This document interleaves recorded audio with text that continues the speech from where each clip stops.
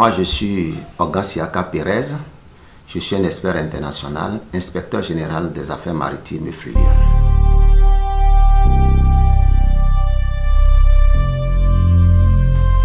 Connaissant le maître Adrien Moubedji, de ma jeunesse à aujourd'hui, il n'a été jamais politiquement stable. Mais le cas espèce, comprenez le maître Adrien Moubedji qu'il est au soir de sa vie. Et que le maître Adrien Moubedji aujourd'hui voit déjà la fin du régime auquel il s'est appartenu lui seul à l'avènement de la rupture. Nous sommes en train d'aller vers la fin. Mais c'est normal qu'il crie le ras-le-bol pour se faire entendre. Ne me demandez pas que le maître Adrien Moubedji va se laisser mourir comme ça. Ce n'est qu'une partie remise pour se faire entendre. Alors, si je dis ça, maître Adrien Moubedji fait partie de ceux-là qui ont initié les lois sur la réforme actuelle. Il ne peut pas se désolidariser de cette loi-là et de ce qui se passe aujourd'hui. Donc, moi, ça ne m'étonne pas. Et maître Adrien Moubedji juste veut se faire entendre pour qu'il ne soit pas laissé sur carreau. C'est légitime qu'on pose des questions au maître Adrien Moubedji. Pourquoi il en est arrivé là? Il faut aller au fond, dans le fond du dossier, lui demander pourquoi il en est arrivé là. Puisque vous êtes un acteur, vous initiez une réforme. Et le réforme fait son chemin. Et à mi-parcours, vous vous désolidarisez de ce processus-là. Ça laisse de quoi à analyser, ça laisse de quoi à faire débat, ça laisse de quoi à couler les encres. Donc pour moi, ceux qui sont autour du maître Adrien Moubedji doivent revoir la copie. Et même si son âge ne prend plus les choses au sérieux, ceux qui sont autour de lui doivent comprendre, prendre les choses au sérieux que, ah papa, ce que vous dites n'est pas bon parce que nous sommes allés tous en accord commun pour initier une réforme qui fait son chemin de bonhomme. Et pourquoi aujourd'hui vous revenez en charge et ça, public devant les caméras et vous dissuadez, vous critiquez ouvertement cette réforme? C'est comme une pagaille qui peut provoquer même de troubles à l'ordre public. Parce que vous voyez aujourd'hui l'agitation des opposants, l'agitation des uns des autres.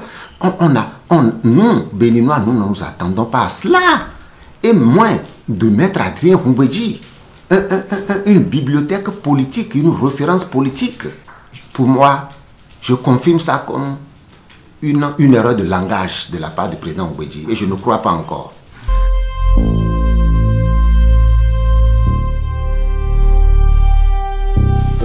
Je suis à la fois navré et désolé. On peut entendre tout le monde sur ce point, mais pas beaucoup Olivier et Osman Zomeki, qui sont les porte-flambeaux du régime, qui sont les phares du régime, qui sont les proches du régime, qui sont ceux-là, ils sont au cœur des grandes décisions. En un premier temps, l'information est tombée, nous sommes restés sur notre soif, en attendant la décision de la justice. Mais aujourd'hui, le procureur a apporté des éléments convaincants qui les a conduits à une condamnation. C'est normal. Nous n'avons plus rien à dire, juste d'interpréter ce que le procureur a dit, puisque nous ne sommes pas des juristes. C'est eux qui sont des juristes, c'est eux qui savent apporter des éléments, des éléments d'éclairage pour le peuple. Parce que ça a tellement suscité d'inquiétude au point où le peuple était vraiment pressé d'entendre la vérité, non ou faux. Alors, et une fois, je demande au chef de l'État, le président Patrice Talon, du courage, puisque c'est honteux que ce soit sa propre famille qui l'a bréché jusqu'à ce point. Et cela doit donner des leçons. Et quand ils vont finir de purger les peines, ils vont pouvoir donner leçon à la nouvelle génération. Et j'appelle à l'unité tout le peuple béninois. Et une fois, je réintègre mon engagement aux côtés des forces armées béninoises et leur dire qu'à chaque fois un politique ou quelqu'un amène de tels projets, qu'il décourage toujours. Ce n'est pas bon. On sait quand ça commence, mais on ne sait pas quand ça finit. Et le dégât matériel humain est lourd.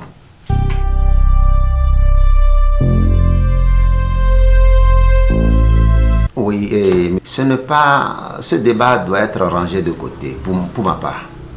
Le débat est clos.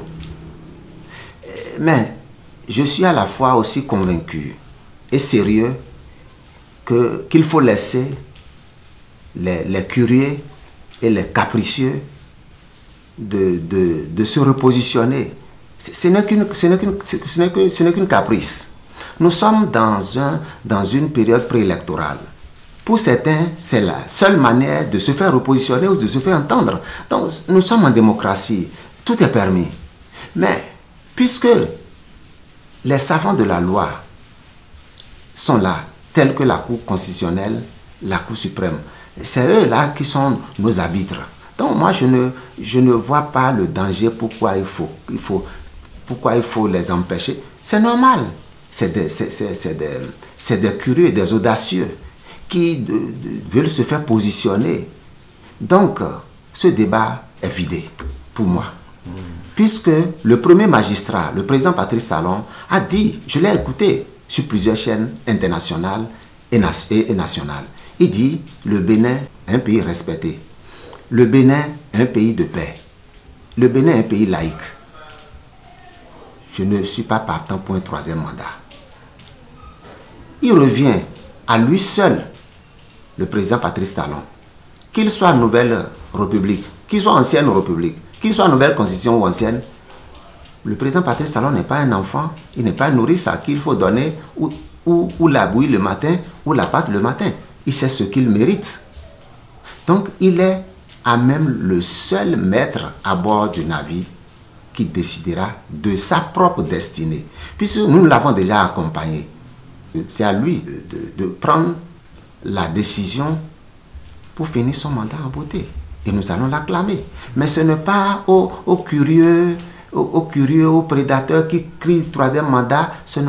Le président Patrice Talon n'est pas dans ce schéma. J'ai appris à connaître pendant 9 ans le président Patrice Talon. Il n'est pas dans ce schéma. Et même s'il était dans ce schéma, ce n'est pas ceux-là qui vont l'obliger à rester dans ce schéma. Donc pour moi, ce débat juridiquement est vidé. Ne perdons plus le temps pour ça. On a le temps.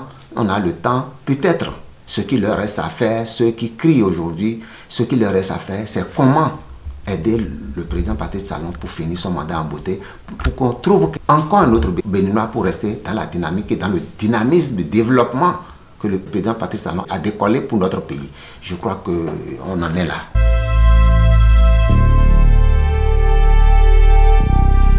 Et mon mot de fin, je profite par ce canal pour souhaiter mes vœux les meilleurs à tout le peuple béninois et demander à nos compatriotes de rester sereins.